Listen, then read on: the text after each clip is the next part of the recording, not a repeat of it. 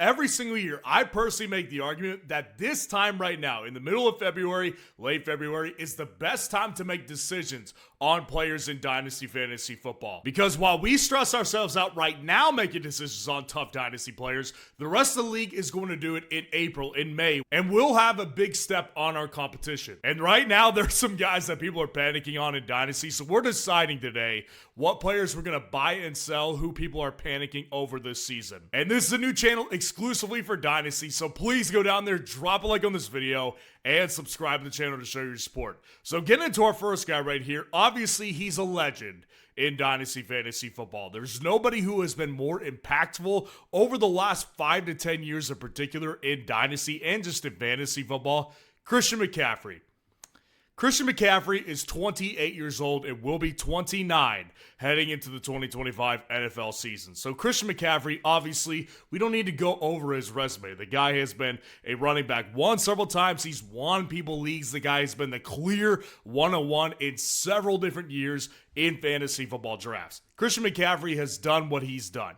But obviously, we need to take a close look at last year and exactly what happened to him. So last year, let's just take the injury out of the equation, right? And I get it. Some of the injury will definitely go into the numbers that we're going to go through. But right now, I just want to look at it from a raw numbers perspective. 12.5 carries per game, 50.5 rushing yards per game, 4 yards per carry right here. Now, if you look at that compared to Christian McCaffrey's average over the entirety of his career, obviously that's one of the lower numbers that he'll see throughout his entire NFL career. And he had 0 rushing touchdowns and 0 total touchdowns in the amount of games that he was able to string together. 10.1 fantasy points per game. That's what he gave us in 2024 when he was out there. Now, again, we obviously need to factor in the injuries that he dealt with throughout the 2024 season. First of all, he didn't even start out the year on the football field. He started out the year on the PUP list, and they basically, if you remember before week 1, he was expected to play, but they ruled him out, and then they continue to rule him out.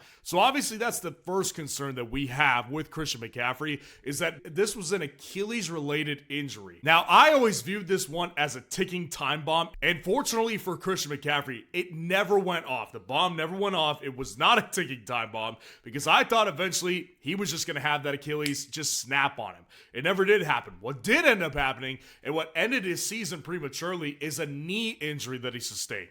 And if you remember watching the play that he actually got the injury on, he just went down. It was not a contact injury. It was a all non-contact knee injury, and he just went down, and the season was over just like that. Now, Christian McCaffrey, again, you're gonna have a lot of people that are gonna want to bite on him just because of the fact that he is Christian McCaffrey. He's the most legendary name playing fantasy football out of all active players right now. And the good thing that's going to keep people on the ropes here with Christian McCaffrey is that there's no discussion right now of the 49ers moving off of him. He's still under contract. There's no discussions about whether we're going to trade him or not. There's way more conversations happening about Deebo Samuel in that building right now than there are about Christian McCaffrey, which are non-existent. So people will still be attracted to the fact that he's still under contract. They're not thinking about getting rid of him. They want him healthy because he's such an integral part of this offense. When it comes to buying or selling Christian McCaffrey, I went back and forth on this one because I could see from all angles, 28 years old, will be 29 heading into 2025. It's ideally the right time to sell a legendary Hall of Fame potential running back in fantasy football. But I think it's actually a good time to buy Christian McCaffrey. The reason I would end up buying Christian McCaffrey is because of just all the concerns that people do have with Christian McCaffrey and how it went in 2024 and what the future holds in 2025 with the age into consideration here.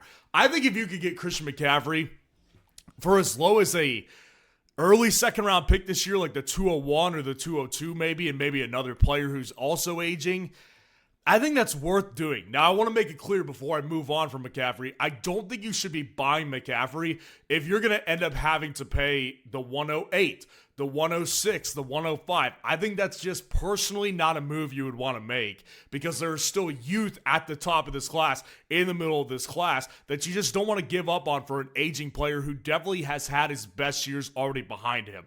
I think for the right price, though, and I think you could get him at a relatively low price in a lot of dynasty leagues right now, I think that's where you could buy McCaffrey.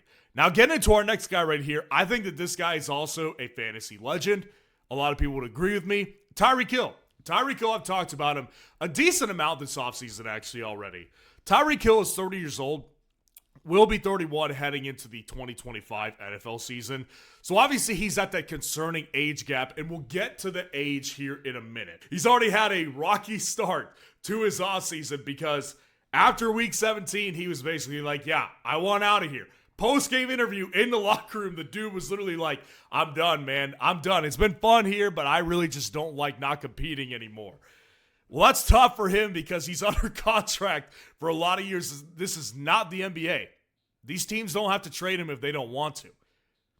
So he's probably going to stick around unless the Dolphins do want him out. Now, more on that. The Dolphins have apparently privately discussed, what if we did move off Tyreek Hill? What would we want for him? So there's been conversations, allegedly, about the Dolphins moving off of Tyreek Hill. But as far as right now, it looks like it's just kind of a pipe dream for Tyreek Hill to be moved out of Miami. So let's just assume that he's a Dolphin in 2025. So let's get into the age factor right here. 30 years old, will be 31 heading into 2025. So last year on my main channel, Football Fanalysts Network, I went through an entire video discussing the age cliff that wide receivers tend to experience. And what I went through in that video right there, and you can see some of the data on the screen that I went through. If you want to check out that full video, you can go to my main channel, Football Fanalysts Network. You'll find it. It's from last offseason. What I discussed in that video was a lot about the different types of receivers that we had and when most of them fell off. So there was a good group of guys that were really good. You'd remember the name, right? Like Allen Robinson had a good stretch. Guys like, Brandon Marshall, and I would even put Brandon Marshall more towards the legendary category. But then you had the guys who were like legendary, like potential Hall of Fame players. Antonio Browns, Julio Joneses, Tyreek Hills, guys like that. And essentially I just wanted to find what was the year and what was the turning point that they never got back into being a top 12 wide receiver. And what I found is that most of these guys, they did not have a resurgence year if they collapsed after 30 years old. So essentially what that means is that by the time they were 30 years old, if they had a bad season outside of the top 12, they never got back inside the top 12 of fantasy finishers at the wide receiver position.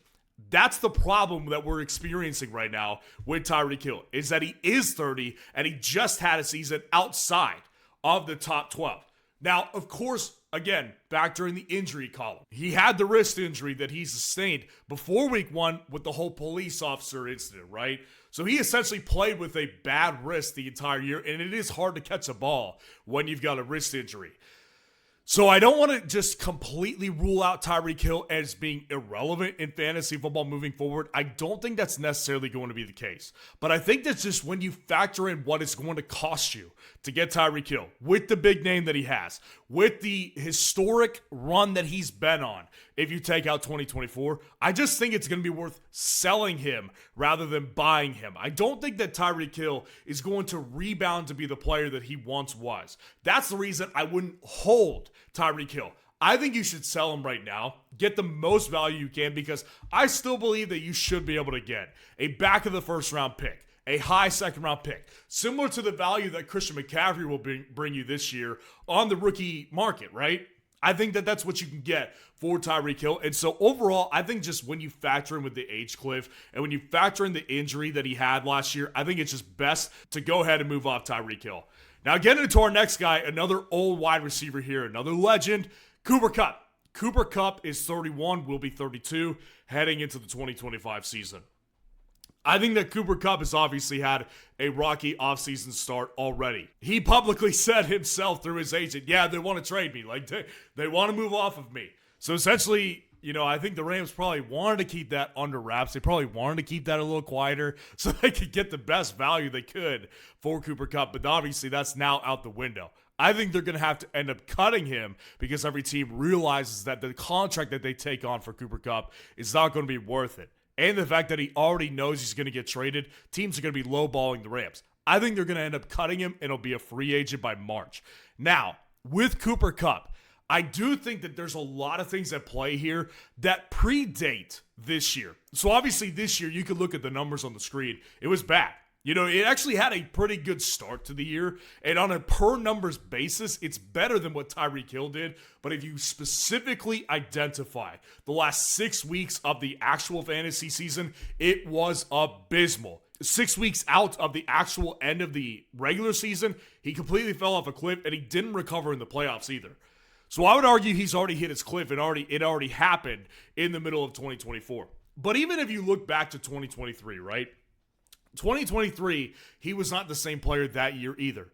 And 2022, he was that guy that he was in 2021 when he had the Triple Crown, but he ended up getting injured. And really, if you look at it all together, his entire career, the story has been injury history. Injury history has been his story. When he was a rookie, he was healthy. His second year, he tore his ACL. Right? So that was a year that was out the window for Cooper Kupp. Now he's just had injuries left and right over the years. All of them pretty much lower body injuries as well. So when you factor in the age with this guy, will be 32 years old, I don't see him recovering to be the player that he once was. I don't think that there's any angle here to where I would say buy Cooper Kupp. I just don't think there's a particular angle here that makes sense for you to go ahead and buy Cooper Kupp. This is a sell for me. Anything you can get for Cooper Kupp, I think it's worth it. Even if you don't get like a high second round pick, if you only get like a mid second round or even an early third round, I think that's worth it to get rid of Cooper Kupp. I think essentially what he will do is die on your roster. And I think that there's a lot of people that may end up paying you a little bit more because there is the angle here of him going to a different team this offseason and then having a good rebound year in his age 32 season. I would point directly to DeAndre Hopkins, Keenan Allen, and say, how did those guys fare with new teams in their 30s? I just don't believe that it's going to happen. Going back to that age clip video I did last year on Football Fanalysts Network, I think it's very unlikely that Cooper Kupp ever rebounds to be a top 24 wide receiver again. I think that's out the window, and you should sell to try to get what you can right now. Now, getting into our next guy, a lot younger than these past two wide receivers that we've been through. I mean, he's viewed as still being in the prime of his career by a lot of people, but it's been a no doubt disappointing last several years for DK Metcalf of the Seattle Seahawks as far as right now goes. So DK Metcalf is heading into this year 27 years old. He'll be 28 in December, so he'll basically have his 27-year-old season right upon us right here. DK Metcalf last year, obviously it's not been good. Not just last year, it hasn't been good the last several years, right? You can look at the screen right now and you can see that last year's numbers on a per game basis weren't terribly bad as far as targets per game. And on a low wide receiver scoring year, 10.5 points in a happy PPR format is actually not terrible. But if you look at it on the screen as well, you could see that in the career, DK Metcalf, his last several seasons, he's essentially just gotten worse and worse in fantasy every single year. Now, there is a bright spot here for DK Metcalf that is coming into the offense. Clint Kubiak. Clint Kubiak was the New Orleans Saints offensive coordinator in 2024. A lot of people, including myself, were high on the guy whenever they were 2-0, and then he obviously got collapsed last year by the issues that the Saints had offensively with personnel. So he comes over to Seattle, much better personnel, should be a much better fit in Seattle than it was in New Orleans. And he has already talked glowingly about DK Metcalf. Says he's going to be an integral part of the offense. Says he wants to make him basically his pseudo Mike Evans type in this offense right here with Seattle next year. But then you look at the other reports that we're getting from the other side of the spectrum, and those are going to be trading reports that have already come about with DK Metcalf this offseason. DK Metcalf reportedly on the trade block, Seattle potentially fielding offers for him anytime in the near future. And the key piece to notice here is that if you look at DK Metcalf's contract, he is not under contract heading into 2026. So essentially, this is his contract year. This will determine the direction of his entire future this year. And I have no doubt that DK Metcalf may end up having a good year, but I don't think that it's going to be anywhere close to top 10, top 5. In fantasy football anymore. I think at best what you're looking at here is top 15 because you cannot forget what happened in 2024. It wasn't that Tyler Lockett had a good year. Jackson Smith-Njigba had a good year. He broke out. He's now their number one wide receiver, and he is 23 years old. 24 years old, whichever one he is. He's going to be a third-year player. So we know that the priority here offensively is going to be Jackson Smith and Jigba. And DK Metcalf essentially becomes their wide receiver too. So if you just map things out, I don't think that you could see in any way, shape, or form with Geno Smith at quarterback that they end up having 2 top 12 wide receivers. I just don't see it happening in any way, shape, or form. I think DK Metcalf is also a sell. If you just look at the way things have gone throughout his entire career over the last several years, it just doesn't look like there's any real potential here to rebound inside the top 10, the top 5 of fantasy football wide receivers. He may have a top 15 year, a top 20 year. I don't rule out either of those possibilities for DK Metcalf, especially heading into a contract season. But if you just look at the hype that was with DK Metcalf for all those years, it's just not going to amount to the future production that he's going to bring us. Whether he's with the Seahawks next year, or whether he's with the Raiders next year, or whether he's with the Steelers next year, it doesn't matter. Any of these teams are not going to be able to squeeze out top 10, top 5 production out of DK Metcalf anymore. I think that he's a sell. I think you could still get a really high draft pick for DK Metcalf, especially heading to this offense with Clint Kubiak. I think there's room for still a late first rounder, early second rounder here for DK Metcalf. So let me know what you would do with these dynasty players this year. And if you want to see 5 dynasty values that are too good not to buy right now, click on this video right here.